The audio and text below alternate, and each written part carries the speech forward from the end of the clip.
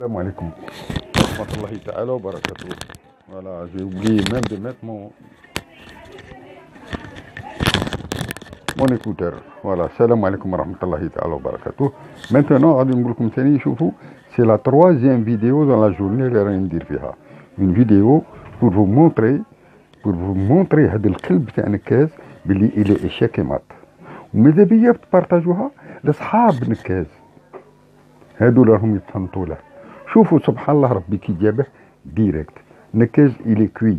إلي نورمالمون الناس من غادي يشوفوا هاد لا فيديو هادي تاع لو غاز وباطل وفرنسا وكل شيء. Ils vont l'ignorer complètement. Il est à dégager de notre bled. Alhamdoulilah ya Rabbil Alamin. Échec et mat. Yen kikis.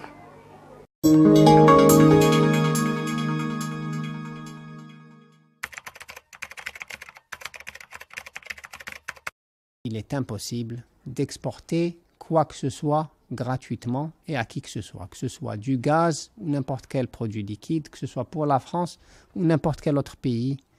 Il est impossible d'exporter gratuitement. Pourquoi ? Parce que à la base de tout transfert de propriété, qu'est-ce qu'il y a ? Il y a ce qu'on appelle une déclaration en douane.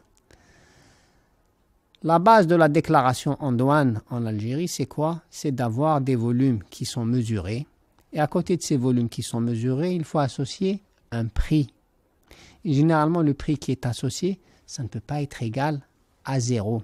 Il faut qu'il y ait deux conditions suspensives qui soient levées. Il faut qu'il y ait l'approbation des organes sociaux de l'entreprise et il faut qu'il y ait également l'approbation des autorités.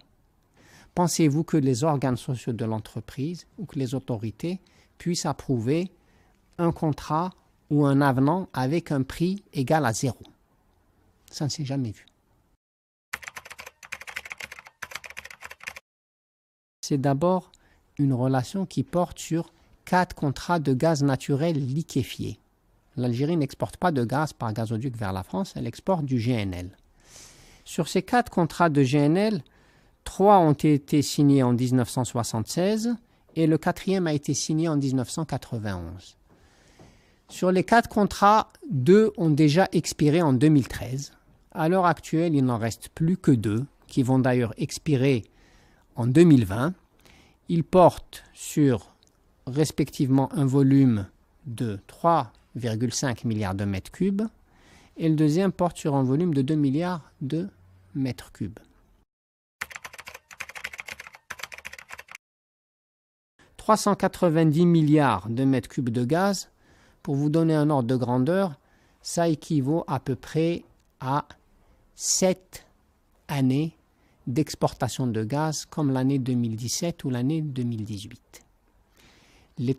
Sur les 390 milliards de mètres cubes de gaz que nous avons exportés vers la France depuis 1976, il n'y a pas une seule goutte de gaz qui n'ait pas fait l'objet d'une indexation au prix du Brent.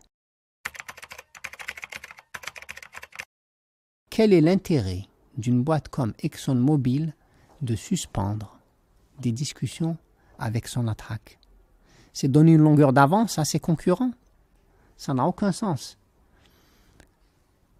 L'Algérie, c'est quand même le pays qui recèle les 3e ressources de la planète en matière de gaz de schiste. Vous pensez qu'une entreprise de l'envergure d'ExxonMobil a intérêt à suspendre des discussions ? Moi, je ne le pense pas, sincèrement. Maintenant, en matière d'engagement, de documents contractuels, etc. et toujours pour vous parler de cette même ExxonMobil, et sur un tout autre volet, sur le volet un petit peu de la commercialisation des hydrocarbures, moi j'ai été destinataire, en tant que vice-président de l'activité, j'ai été destinataire d'un avenant de la part d'ExxonMobil lundi ou mardi dernier. Un avenant, c'est quand même un document contractuel engageant, donc c'est la preuve que ces gens-là continuent quand même à signer des engagements avec nous. Cette année, qu'est-ce qui s'est passé ? Il s'est passé qu'on a eu un mois de février exceptionnellement chaud, que ce soit en Algérie ou en Europe du Sud. Donc, nos clients de gaz par gazoduc ont énormément réduit ce qu'on appelle leurs nominations mensuelles, leurs nominations hebdomadaires et les nominations journalières. Et ça, c'est un phénomène qu'on a ressenti même au niveau de la distribution du gaz sur le marché national. Donc, en matière d'exportation de gaz par gazoduc, quand on compare les 2 premiers mois de l'année 2019 par rapport aux 2 premiers mois de l'année 2018, vous avez effectivement une baisse de 23%.